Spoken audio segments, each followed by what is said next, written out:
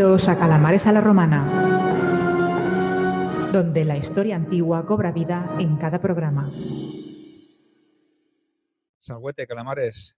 Y hablando de cobrar vida, aquí nos tenéis otra vez. Y nos podéis ver tanto en el canal de YouTube como nos podéis escuchar en iVoox, en Spotify, en todas las plataformas en las que sonamos, porque hoy venimos preparados para daros un poquito de caña y para retomar aquella historia que empezamos hace unos días o unas semanas ya seguramente, que iba relacionada con ese periodo de la Atenas más arcaica, pues en base un poco a ese viaje que estamos planificando y que para el 27 de marzo, pues si os queréis venir con nosotros a Tierras Helenas, ya sabéis, con Grupeando Tour y con Calamares en la Romana y a visitar esos grandes campos de batalla de las guerras médicas. Ángel, esto promete, ¿no? Y tanto que promete. Nosotros estamos todavía, ahora quizá 100 años antes, un poco más, pero nos vamos a ir acercando poquito a poco, como estos bárbaros griegos, pues eran atacados por otros más bárbaros de Oriente, que eran en este caso eran persas. ¿No? Darío era todavía, ¿no? Este primer hombre es Darío, todavía no está ni ese tan malo de Jerjes ni nada. Ahora es Darío malo. Le queda poco a esta dinastía. Hay un tal Alejandro que ya empieza... Bueno, la dinastía de Alejandro ya empieza a hacer un poco de ruido por arriba. Pero bueno, estamos en esta época. Recordemos que Roma está con la dinastía Sabina pasando a la Etrusca. Estamos aquí. Imagínate. Tiempos arcaicos, Sí, sí. de Roma. Es la Roma, vamos, primigenia, de esa que es un poco ahí entre Y ya la sé. leyenda y la realidad, ¿no? Sí, bueno, yo más bien diría leyenda, pero bueno, para mí es realidad porque yo soy un romano pío.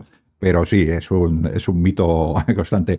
Dejamos la otra vez a Solón, pues dice, el chaval dijo, ya lo había arreglado todo en Atenas, me voy de viaje, probablemente se fue a ver todos los sitios donde vamos a ir nosotros de viaje, porque ya lo sabía, Solón es un tío inteligente y él sabría dónde se iba a desarrollar las guerras médicas, que menos. Pero el hombre se fue y les dijo a los atenienses, portaos bien, que yo me voy y lo he dejado todo arreglado.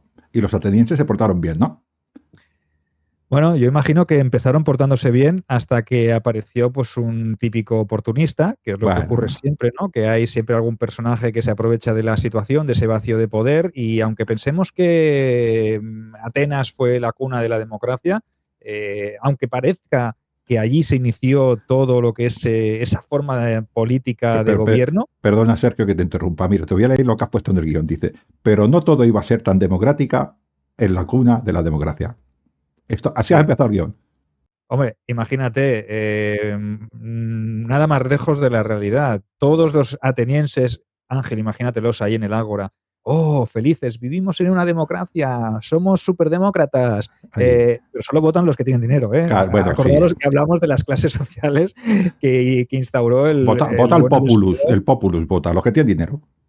Es que, claro, después de las leyes draconianas, vino Solón, se hizo ese censo, regularon las clases sociales. Luego, parece que vivimos en una utopía, ¿no? Pero nada más lejos de la realidad. Hay que entender que esa democracia no es la democracia que entendemos hoy en día o en la cual vivimos hoy en día, en la cual vamos a votar todos y tenemos nuestro derecho a sufragio, ¿no? En aquel momento pues votaban los que estaban en las clases más altas, los que estaban abajo y que no tenían o no llegaban a un mínimo de aporte a nivel de impuesto o de tributo, como le quieran llamar, pues esa gente no tenía derecho a voto. O bueno, o se les decía, va, dejamos que os reunáis en una asamblea y aquí votáis lo que yo, que soy vuestro patrón, vuestro líder aristócrata, os digo que tenéis que decir, ¿no? Y todo el mundo, sí, sí, vivimos en una democracia, en Somos una libres. democracia.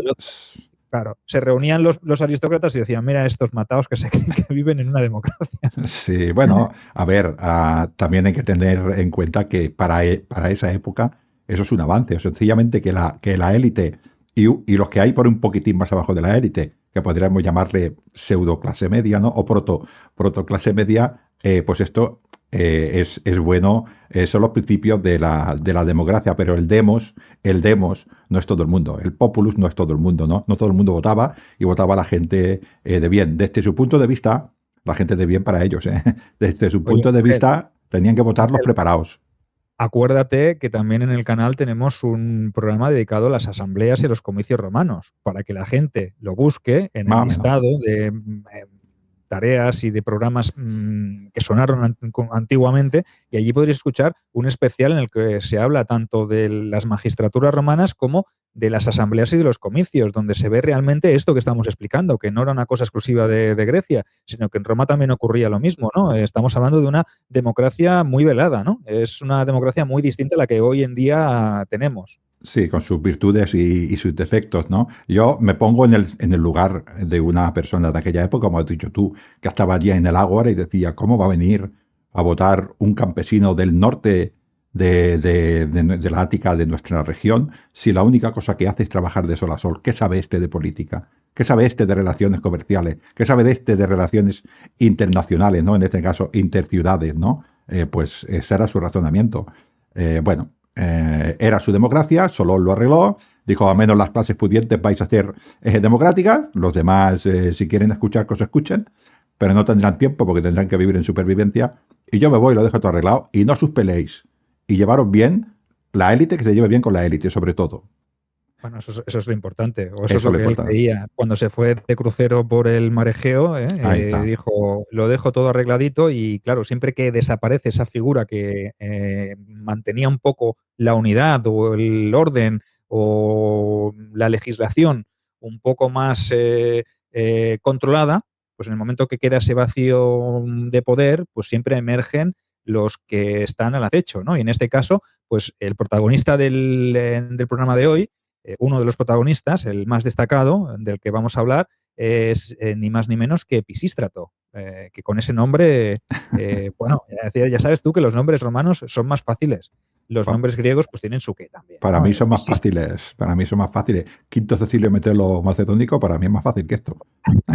¿Por qué sacas a Quinto Metelo Macedónico? No, pues Porque nada. se metió a toda Grecia. No, no, ha sido casualidad. Bueno, pues la cuestión es que surge este hombre que a la postre había adquirido un prestigio bastante importante en la guerra que la ciudad de Atenas había librado contra la ciudad de Megara, la ciudad, una ciudad vecina, por la conquista, ni más ni menos, de uno de los escenarios que visitaremos en nuestro viaje, la isla de Salamina, Claro. ese escenario épico en el cual se libraría un siglo y medio, 2 siglos después, esa gran batalla Es naval que en la cual la Liga de Corinto, no, todos los griegos se enfrentaron a los persas del temible es, y del asqueroso Jerjes. sí, es que es importantísimo Salamina, las personas sí que vayan a mirar un mapa de Grecia, pero que está en ese cabo, en ese golfo, perdón, Egeria o algo así se llama, no me acuerdo nunca el nombre. Allí está esta isla en medio y además separa las dos ciudades, Megara y la ciudad de Atenas. Y entonces esa isla es una isla muy, muy estratégica. Quien controle eso controle prácticamente todo ese mar, toda esa zona del mar, con lo cual para Atenas era vital. Y evidentemente esta ciudad Megara, que estaba un poco instigada por los espartanos, por ahí lo vamos a dejar, pues le La quiso hacer sombra un de poco, Esparta, ¿eh? La ¿eh? sombra de Esparta ya planea Se por ahí. estaba planeando por ahí ya, y bueno, pues Atenas, pues evidentemente ataca esa isla, y este hombre, el Pisístrato, pues hizo una buena campaña militar, y ya sabes que en la antigüedad los que hacían buenas campañas militares tenían prestigio político. Y además, este hombre había ostentado el rango militar de polemarca, o sea, polemos, guerra, el polemarca, el que dirige la guerra. Acordaos cuando hablamos de esas primeras magistraturas atenienses, que estaba la figura militar que dirigía todo el cotarro, pues era el polemarca. Pues este Pisístrato era o había sido el polemarca de esta ciudad de Atenas. Entonces, una vez recuperó el control de la isla, lo que hizo fue fundar una cleruquía. Y ahora os preguntaréis, ¿y qué es eso?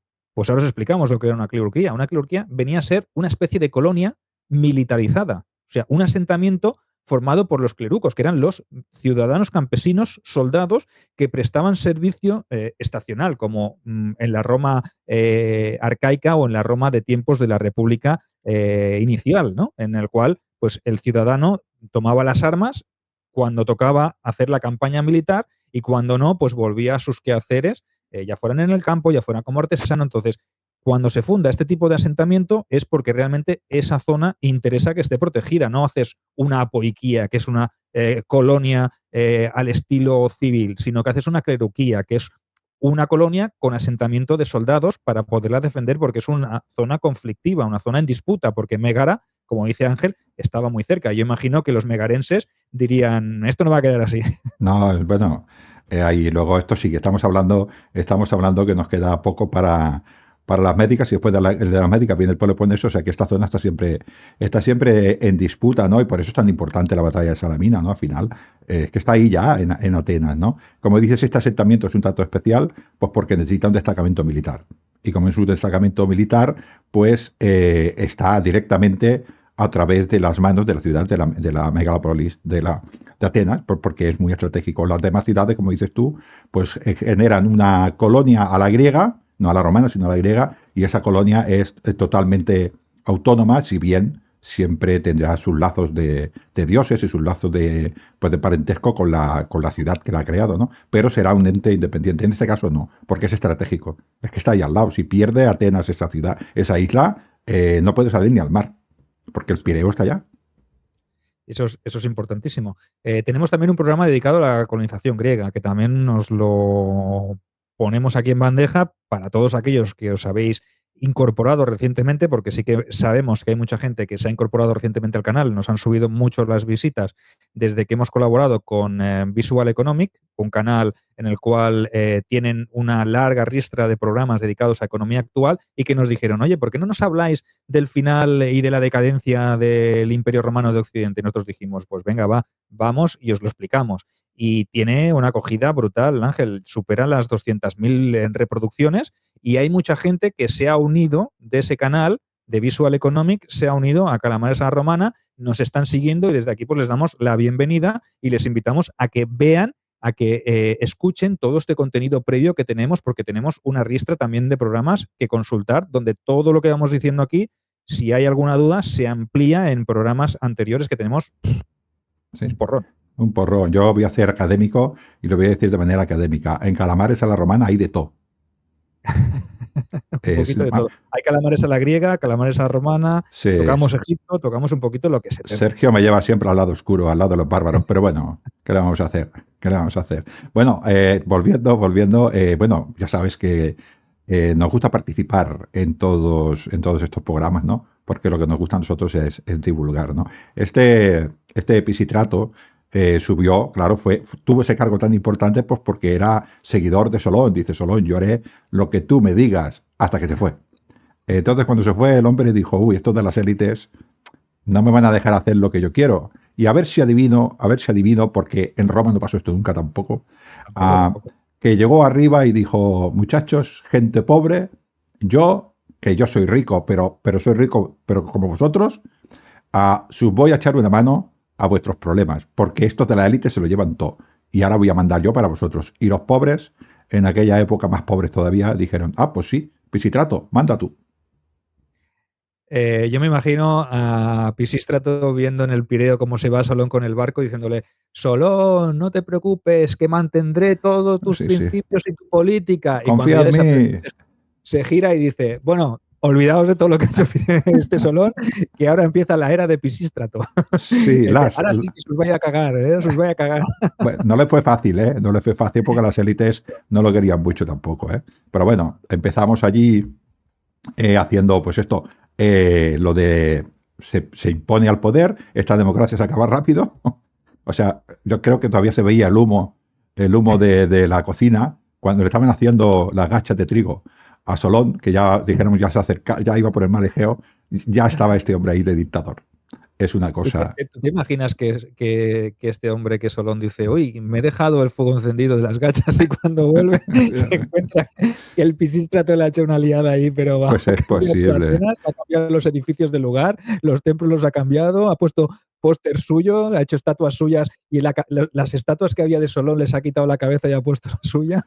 Porque no se llevaba la de Amatio Memoriato, si no igual lo hace, ¿no? Si no igual lo hace, ¿no? Bueno, la verdad que es, he dicho dictador, pero es mentira, es tirano, y luego explicaremos si quieres lo de la tiranía griega, que no tiene nada que ver con el concepto actual, igual que no tiene nada que ver la democracia. Lo decimos muchas veces, Sergio, Y ahora te voy a coger a ti la vez, quitémonos las gafas del siglo XXI, intentamos ver las gafas, en este caso, del siglo VI antes de Cristo. Es que estamos en una época que los conceptos están por inventar, se los están inventando ellos.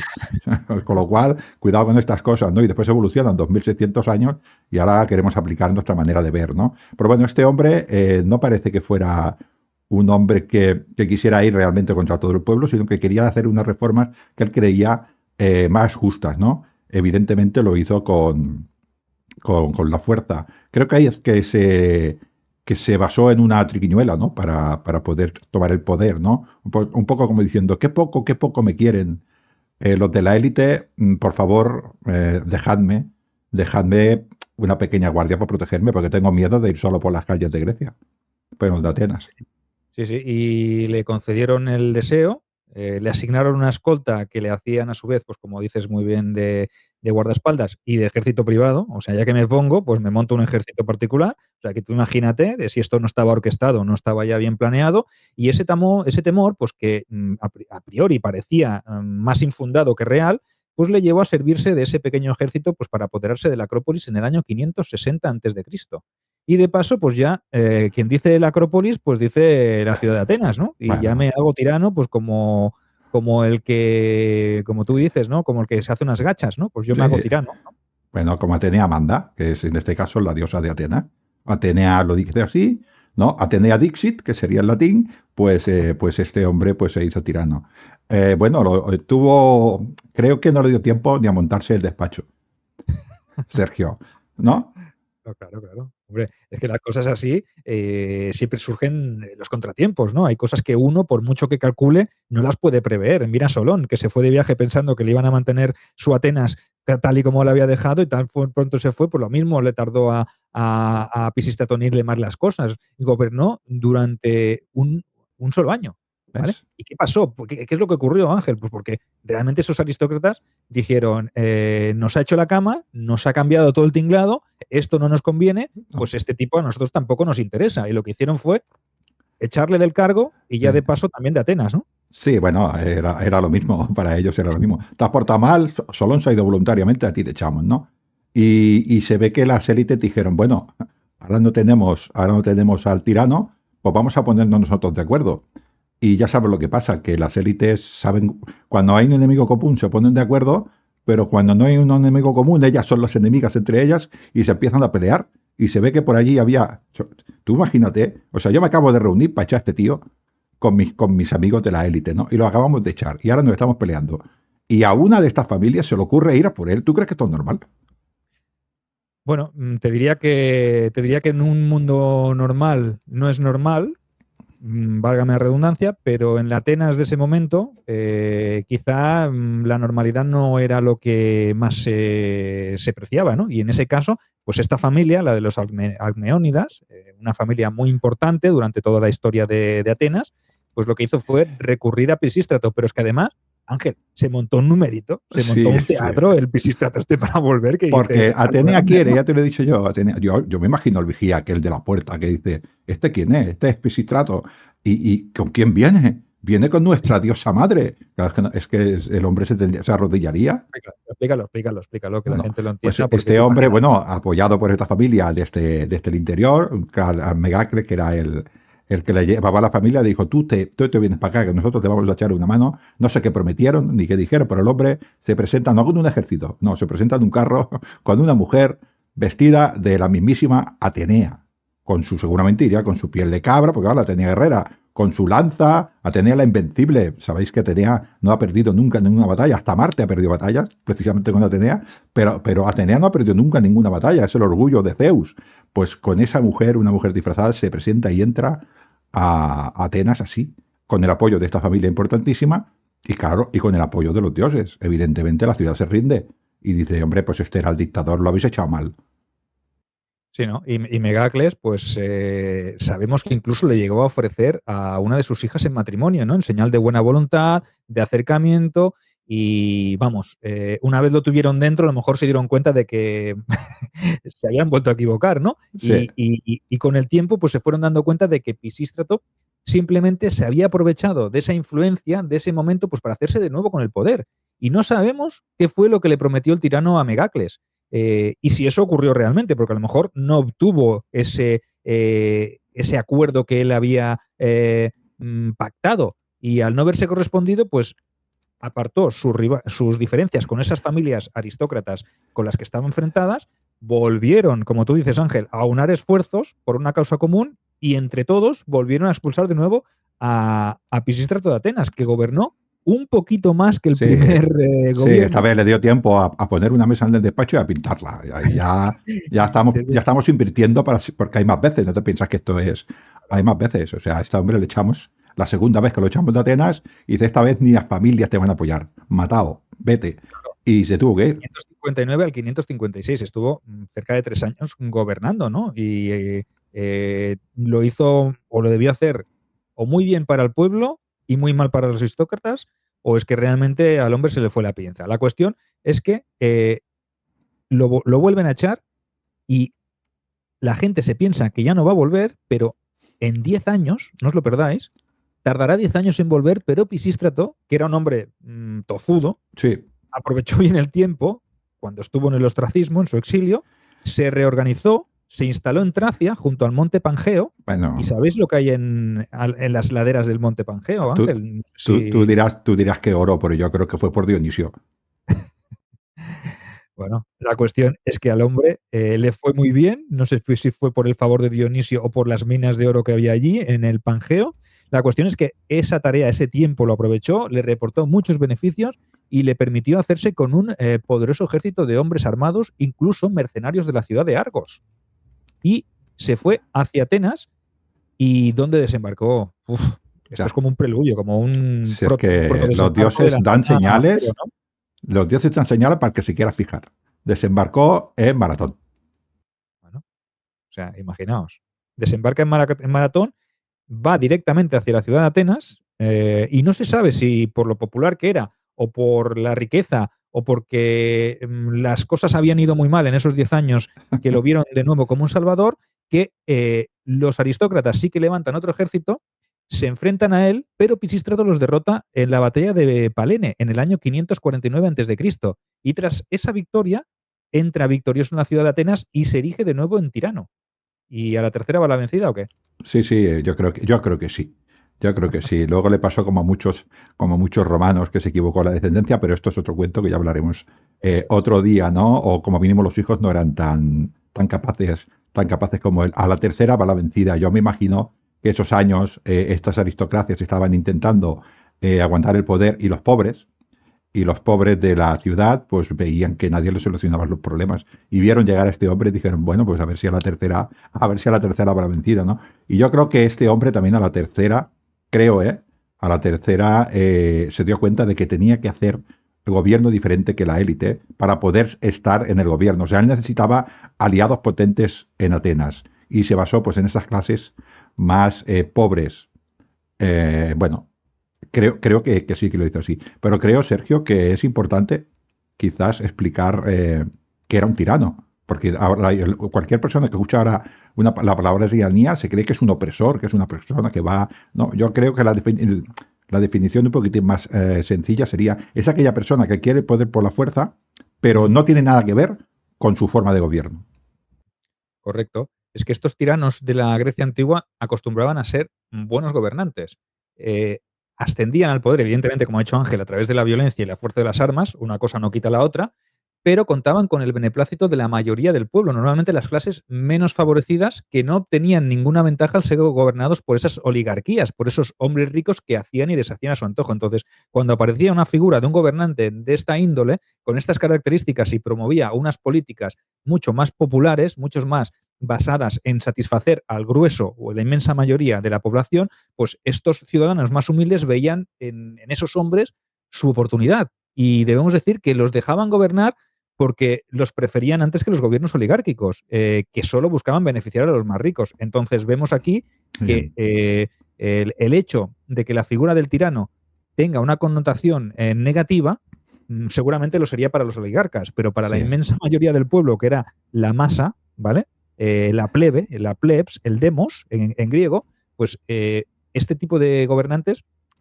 les convenía. Sí, de Entonces, hecho, el mismo Aristóteles y Sócrates defienden en muchos de sus trabajos, en República y estas cosas, ¿no? Y en política, defienden que el mejor sistema de gobierno es la monarquía, siempre y cuando el monarca se dedique al pueblo, sea un hombre de bien que se dedica al pueblo. Ellos defienden esta manera, ¿no? Y esto era lo que hacían estas personas. Su forma de entrar no era la forma, dijéramos, que decía la ley, que lo hacían a la fuerza. También es verdad, Sergio, que las sociedades antiguas eran sociedades violentas y eso quizás que a nosotros nos sorprende mucho, para ellos estaba dentro de la normalidad, ¿no? Imponerse a través de la fuerza, porque era una manera de solucionar los problemas para ellos como cualquier otra. Y bueno, ahí estaba, ¿no? Pero este hombre, esta tercera vez, creo que intenta, incluso la gente pobre está más contenta con él. O sea, que le apoya bien, ¿no? Y además hace cosas por la ciudad, embellece la ciudad, ahora explicaremos, ¿no? Embellece la ciudad, la hace más grande. Entiende que Atenas tiene que ser una ciudad comercial y no agrícola, por lo que hablamos en el programa anterior, que no dispone de mucha agua y sus tierras pues no se pueden utilizar para la agricultura extensiva, ¿no? Y este hombre potencia todo esto. sí, y además también es un hombre pío, porque lo que hace es construir un gran templo en honor a Atenea, a la que iba con él en el carro, o sea, Que menos, imagínate lo ¿no? que debería, que Favor con menos favor se paga. claro, correcto. Y además inicia las obras de otro gran templo dedicado a ni más ni menos que al padre de Atenea, al padre de los dioses, al gran Zeus. Ah, papi. Y no solo se ocupó de la parte más física de Atenas, sino que la parte más espiritual también fue uno de sus objetivos. Y en esto vamos a entrar con más detalle porque se preocuparía por algo que a lo mejor nos parece muy banal, o nos puede parecer, o os puede parecer a vosotros muy banal, para nosotros es muy importante, teniendo en cuenta la religiosidad y la parte de creencias que pueden tener todas las sociedades antiguas, y es que le dio mayor esplendor a esas fiestas tradicionales. Sabía que las conmemoraciones eran muy importantes para unir a los ciudadanos, no solo de Atenas, sino de todo el Ática, porque hay que entender el Ática como una población dispersa, no es una población donde existe solo un núcleo que es Atenas, sino que hay muchos campos, mucha población agrícola, muchas aldeas, muchas pequeñas villas, pequeñas propiedades, y todo Ujú. eso hace que el Ática se convierta en una unidad, ¿no? Y mediante estas fiestas tradicionales, mediante esta devoción hacia los dioses y hacia las divinidades, lo que hace es potenciar el sentimiento de unidad, ¿no? Claro, Y la eso es muy cohesión. importante, Ángel. Sí, sí, la cohesión, como has dicho, e incluso la administración censataria estaba pensada ya en este tipo de lo que los romanos llamaban tribus, que era por zonas, ¿no? Incluso se preocupó este señor de hacer pequeños tribunales para asuntos normales o no importantes para que los campesinos no se tuvieran que desplazar. O sea, que pensó mucho en el pueblo, quiero decir que sí que intentó estructurar, pero como dices tú, a nosotros nos cuesta mucho entender, pero la religión cohesionaba mucho a estas personas, ¿no? Las primeras fiestas que tocó, ahora hablaremos de la más importante, pero yo creo que las dedicadas a Dionisio, por eso lo decía, ¿no? Allí Dionisio parece ser que nació debajo o encima de los montes donde había oro y este hombre, pues evidentemente se lo agradecería, ¿no? Había varias fiestas a Dionisio, este era un buen hombre, creo que tiene que ver con el vino y hacían unas fiestacas estas con el vino, que es una cosa mala. Eran fiestas religiosas, que nosotros nos pensamos que eran todo borracheras y sexo, rock and roll y bacanales. No, eran fiestas religiosas donde había alcohol, sexo, bacanales, pero no tiene nada que ver. Pero yo creo que las más importantes son precisamente dedicadas a la patrona de la ciudad, ¿no? Las pataneas, Los patateneas, panateneas, patateneas. panateneas. Esta era la fiesta grande para ellos, ¿no? Ujú. Esta se llevaba a cabo en verano y había incluso concursos poéticos muy importantes. Pues si te parece, hablamos de estas panateneas, le dedicamos unos minutitos a esta festividad religiosa para que la gente, para que nuestros calamares entiendan el porqué para Pisístrato o el porqué Pisístrato fue importante también esta Atenas más arcaica, ¿no? En el cual o en la cual empezamos a asistir a esta intención de convertir a Atenas en algo más Se está grande. haciendo Atenas, yo lo comparo, perdóname que lo diga, yo lo comparo con ahora estamos hablando que en Roma teníamos la dinastía etrusca. Los etruscos fueron los que le dieron la forma a la ciudad, fueron los que hicieron que Roma fuera una ciudad, porque antes, como has dicho tú, eran aldeas diferentes, que las personas estaban en diferentes aldeas, incluso en diferentes villas que iban a este centro urbano a sus asuntos políticos y religiosos. Pues este hombre está haciendo esto con Atenas exactamente, que es ya pues hacer una ciudad, una cohesión, una natio, una nación. Todos somos de esta ciudad, de esta ciudadanía, de esta kiwis, tenemos esta ciudadanía y una diosa que nos representa, que en este caso es Atenea, y vamos a potenciar eso, ¿no? Esto es lo que está haciendo este hombre, y que lo que hacía la hipotética, esa ya puede ser bastante más real, ¿no? En caso de Roma, la dinastía pues etrusca de Roma, ¿no? Pues esto está haciendo este hombre, están creando el sentido de ciudadano de Atenas. Pues las fechas en las que se celebraban estas Panateneas era normalmente entre el 23 y el 30 del mes del Hecatombeon, es decir, el primer mes en el calendario del Ática. O lo que sería lo mismo, buscamos la equivalencia con nuestro calendario, sería la segunda mitad del mes de julio del calendario actual. O sea, eran celebraciones religiosas, como ha dicho Ángel, y eran las más antiguas e importantes que tenían lugar en Atenas. Y no te creas que existían solo las Panateneas, sino que cada 4 años se celebraban las grandes Panateneas. O sea, como las Olimpiadas, no será casualidad. Correcto, sí, sí, era una versión extendida, la versión extendida de las Panateneas normales y que duraban 4 días más que las anuales. En cuanto a fiesta, nadie supera a los griegos, que celebraban festividades, Juegos Olímpicos. La gente piensa que los Juegos Olímpicos solo había unos. No, no, es que los Juegos Olímpicos eran unos de los juegos que se hacían en la antigua Grecia. Estaban los Juegos Píticos, los Juegos de Delfos, los Juegos de no sé qué, los Juegos de no sé cuánto. O sea que al final había un conglomerado de juegos que se repartían por toda Grecia. Y el de las grandes Panateneas, también se hacía cada 4 años. Y eso simbolizaba pues que eran de calidad superior a las que se hacían anualmente, además del prestigio que otorgaban. Y el hecho de celebrarse como estos Juegos Olímpicos denota que eran muy relevantes. Y estas festividades iban acompañadas, imaginaos, agarraos los machos, iban desde desfiles militares, competiciones deportivas, competiciones literarias, competiciones musicales. Los Juegos se dividían en dos, unos para los atenienses, que comprendían las artes, y otros abiertos para todos los griegos. O sea que imagínate, ¿no? Y en cuanto a disciplinas deportivas, había de todo. Había boxeo, lucha, una forma de combate propia de Grecia llamada el pancration, estaba el pentatlón y también las famosas y populares carreras de carros, que como ya sabéis, el que vencía en estas pruebas era premiado con una corona de hojas de olivo. O sea que, ¿qué os parece las Panateneas o las grandes Panateneas? Hubiese molado ir a verlas, ríete tú de los Juegos Olímpicos de ahora. Sí, la verdad es que mola. Es lo que dices tú, es un aspecto deportivo para demostrar, ya sabemos que en Grecia se adoraba mucho el cuerpo, dijéramos, del hombre, ¿no? Esta hostilidad, esta manera, ¿no? Y por eso estaban estos juegos, como ocurre en las sociedades clásicas, también tienen que ver con la religión. A nosotros nos parece que era todo deporte, competición, pero también tenía que ver con el respeto a los dioses, ¿no? Y bueno, pues carreras de carro, no sé si nos suena, laurel. No sé si nos suena, ¿no? Estas coronas, al final es todo lo mismo, ¿no? Es interesante también la carrera, ¿no? Que hacían los griegos, una carrera de antorchas que iba hacia el Pantenón. Tú imagínate esos griegos. Es que, como dices tú, verlo debería ser fantástico, ¿eh? Yo me lo imagino, ¿no? Hasta las mujeres participaban, que no era normal. Había incluso una prueba, que esta es súper especial, que me hubiese gustado verla porque no hay nadie que la haya puesto hoy en práctica. La de Que los carros.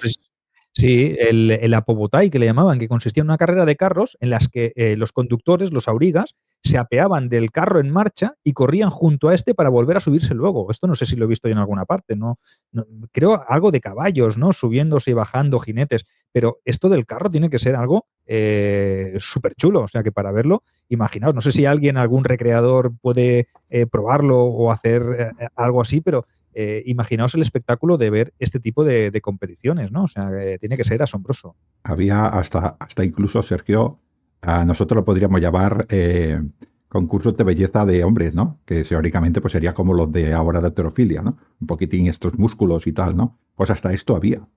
Es que son fiestas que parece mentira, ¿eh? Parece mentira que se produzcan. Todo esto era a favor de Atenea, de mi querida Minerva. Luego los romanos lo embellecieron todo, ¿no? Pero son fiestas grandes, importantes, y buscaba, como dices tú, este hombre cohesionar la ciudad, ¿no? El tema de las mujeres que participaban también aquí, ¿no? Honrando también en una procesión, que en Grecia la mujer estaba bastante escondida, por decirlo de alguna manera, iba del gineceo de su padre al de su casa familiar, era una sociedad patrilineal, así que la mujer iba de la casa de su padre a la casa de su marido y difícilmente, aunque probablemente salía más de lo que nos parece, pero difícilmente participaba en actividades públicas, a no ser que fueran religiosas, y en este caso, pues también salían las doncellas, pues un poquitín pues honrando a la diosa. Sí, se trataba de una ofrenda en forma de tela que era tejido durante todo el año por esas peplo. mujeres del Ática, era un peplo, ¿vale?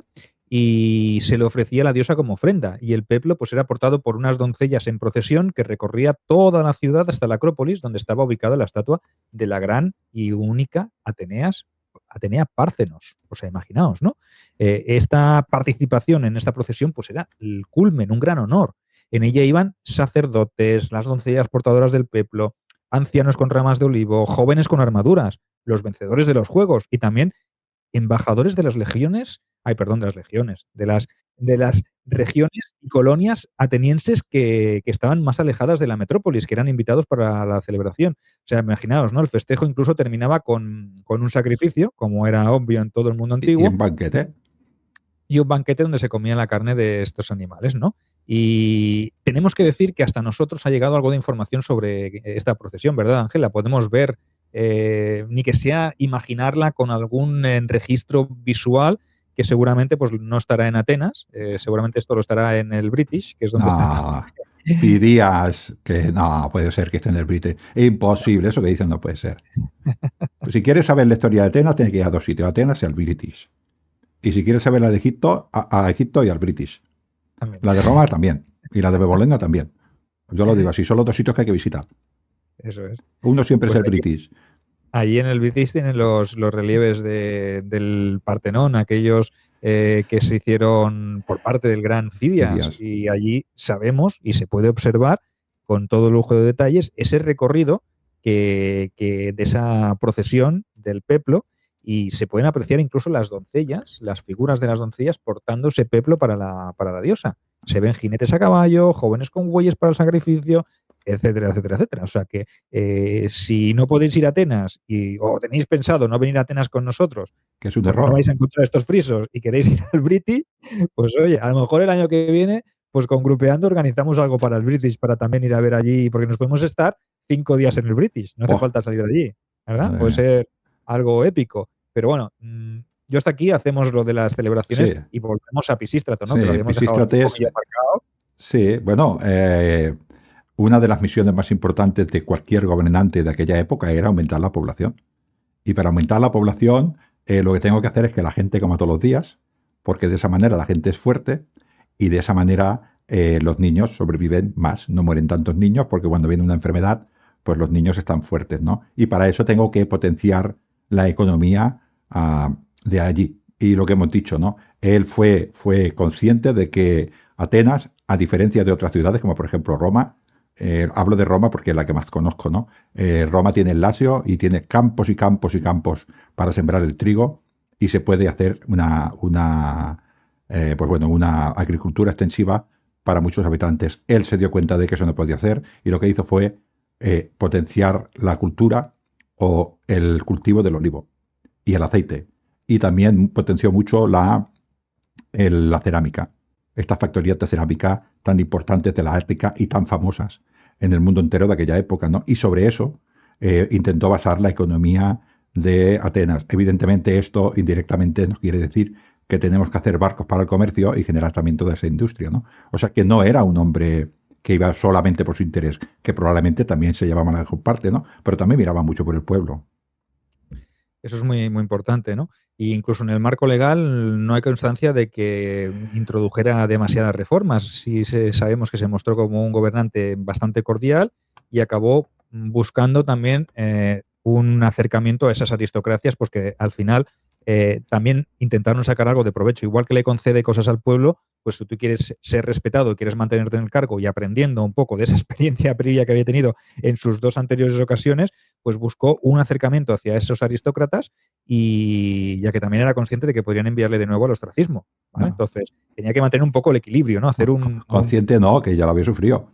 correcto, pero él sabía que no O sea, podía volvérsela a jugar. Entonces, esa política tan radical contra las oligarquías, pues no era, digamos, propicia. Entonces, él lo que buscó, pues, remar entre dos aguas, ¿no? Tener a unos contentos y a otros también. O cuando te quito por aquí, te doy por allá. Entonces, al final tienes que hacer un juego de malabares. no, si al Porque si final quieres mantener el poder, las élites eran los que más tierras tenían y probablemente las que más se enriquecían también con el olivo y con la cerámica, ¿no? También, como hemos dicho, en una de sus políticas para apoyar un poquitín a estos campesinos más pobres, pues no dio muchos problemas para que estos consiguieran dinero del mismo Estado, el Estado era él. Así que él prestaba este dinero, le daba facilidades de pago precisamente para eso, para que estos no estuvieran en supervivencia, o sea, o en hiposupervivencia, o sea, en el umbral de la supervivencia, estuvieran un poquitín por arriba para poder generar más población. Más población para un hombre como él, que era un hombre militar, quería decir que al cabo de unos años tendría más ejército, que también Atenas tenía que tener también una potencia militar para imponerse a sus enemigos, que tenía muchos enemigos. Bueno, de hecho, todas las ciudades de alrededor eran enemigas de todas las ciudades de alrededor, con lo cual una ciudad como Atenas, que podría perfectamente, no sé si es en la época, pero épocas posteriores, 10.000 personas al ejército, es que era una sociedad potente, porque 10.000 son muchos hombres, estamos hablando del siglo VI, siglo V. correcto, pues teniendo en cuenta todo lo que os hemos relatado, parece que su gobierno fue más bien una edad de oro que un periodo oscuro, ¿vale? Y el papel de tirano dista mucho de ser el término tan peyorativo con el cual hoy se define a la figura que ejerce el poder absoluto, ¿no? Y como ya hemos dicho antes, esas tiranías nada tienen que ver con las modernas, y Atenas gozó de influencia exterior, además se convirtió en cuna de la cultura y desde entonces pues sabemos que albergaría a notables genios de todas las artes. Y el tirano falleció en el 527 a.C. y sobre él el gran Aristóteles dijo las siguientes palabras, y lo voy a hacer con eco como si estuviera dentro del templo de Atenea. Por lo general era humanitario, educado e indulgente con los que cometían errores. Además, prestaba dinero a los pobres para su trabajo, de modo que pudieran mantenerse como campesinos. O sea que desde aquí, desde dentro del templo de Atenea, Sí, lo único que puedo decir, Ángel, es que hasta Aristóteles, como lo has dicho tú también antes, sí. habló muy bien de Pisístrato. O sea que fue un tirano, pero fue un tirano querido Queda, y que a la tercera hizo las cosas bien. lo digo de memoria, pero quedan unos 40 como máximo 50 años hasta la primera fase de las guerras médicas. Y Atenas le plantó 10.000, dicen, 10.000 oblitas con el aliado Platea, creo que era el aliado, allí, en Banatón. Estos hombres, estos hombres le deben esa explosión demográfica a este tirano. Bueno, la historia de Atenas y de los tiranos pues tampoco iba a terminar con la muerte de Pisístrato. No, Le sucedería al frente del gobierno de la ciudad Hipias, su propio hijo. Aunque, Ángel, hablando de Hipias y de Hiparco, Hipias e Hiparco, los dos sí, hijos de Pisístrato, pues esto si acaso ya lo dejamos para otro día, sí, porque hoy sí, nos que... hemos unido con Pisístrato y meter aquí ahora paja No, no, y a no. estos mataos, si los metemos a estos mataos ahí a compararlos con la figura de su padre, yo No les puede ser. dedicaría un programa aparte para no ensuciar la No, no, imagen yo de... el ¿no? siguiente programa lo empiezo después de su muerte, déjate de historias. Estos ni los nombramos, no. No, ya está Bueno, bien, tiene sí. algo que ver con las guerras médicas también, o sea No, que esto también figura ahí. Este Hipías también jugará un papel destacado en la guerra, en la primera guerra médica, o sea que también hay que tenerlo ahí un poco en cuenta. Pero hoy no vamos a hablar de él. no, no vamos a hablar mal de Dejemos Atenas, no vamos a hablar mal de Atenas de tampoco. momento no, de No, momento dejemos ahí a la Atenas gloriosa, la edad de oro de Atenas, como podríamos llamarla, de esta Atenas arcaica, sí, la época, como le podríamos titular al programa, la Atenas de Pisístrato, la sí, edad de oro de Atenas, o algo así, ¿no? Le podríamos poner el programa de hoy, porque yo creo que aquí nace la Atenas. Yo creo que este es el que hace que Atenas tome ese, bueno, esa ciudadanía, esos hombres entiendan Atenas como, como que lo que después fue. Los atenienses tienen muy buena fama, pero son un poquitín, no sé qué palabra decir para no insultar, ¿no? Pero por abajo iban, ¿sabes? Tocando mucho. Y ahí lo dejo, ¿no? Está bien, Sergio, me habías comentado fuera de ondas un programa cortito de 20 minutos y es lo que llevamos. Pero bueno, la historia de Hemos Atenas, hecho que ha salido, por lo menos debemos llevar por lo menos una hora casi, ¿no? 45 minutos llevamos. Pues lo que pide el respetable, lo que pide el demos. También Le tienes damos razón. al pueblo lo que nos pide. ¿Tú qué quieres ser? ¿Tirano? Esto no funciona. Sí, No, o sea, esto es una duotiranía, ¿o cómo le llamamos? no, tío, dictadura. Nosotros somos romanos, tío.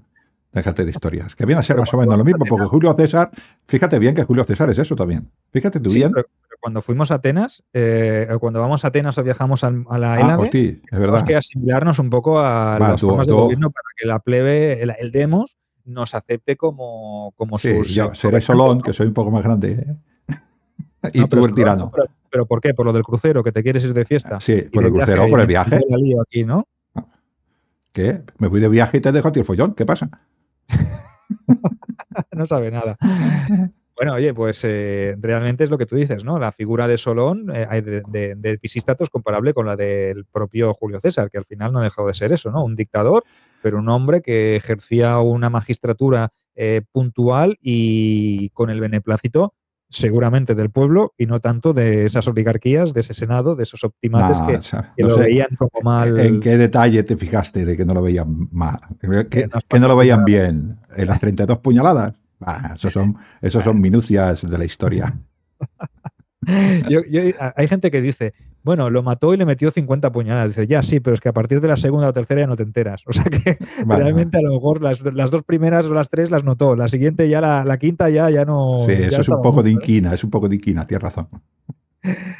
Bueno, Bueno, en fin, que queda dicho, la Atenas de Pisístrato, volveremos, seguiremos narrando más episodios de esta Atenas arcaica, entraremos, como no, en terreno pantanoso, en terreno de guerras médicas, en terreno de persas en próximas entregas. De momento, os anunciamos, os repetimos, os reinformamos que os podéis suscribir a nuestro canal, a este de YouTube, Sergio Alejo Gómez, a podcast de Ángel Portillo Lucas, que es Lignum en Roma, que no habla de griegos, solo habla de romanos, sino aquí a Calamansa Romana. Y si estáis interesados en veniros a Atenas con nosotros, Ángel, ¿dónde tienen que dirigirse?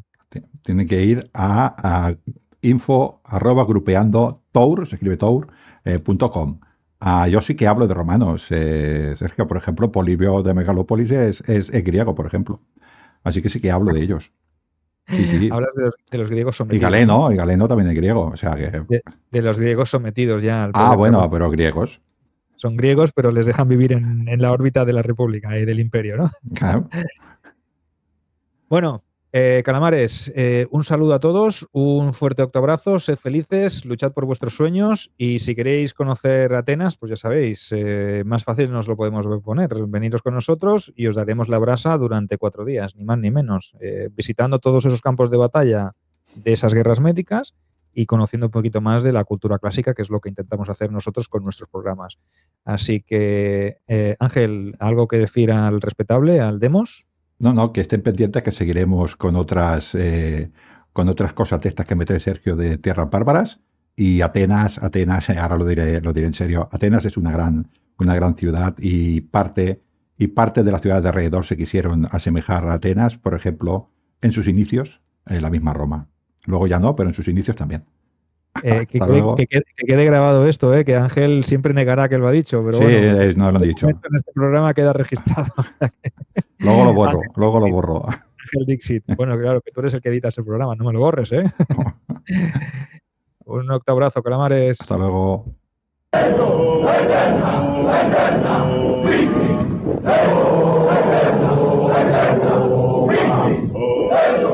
Eterna,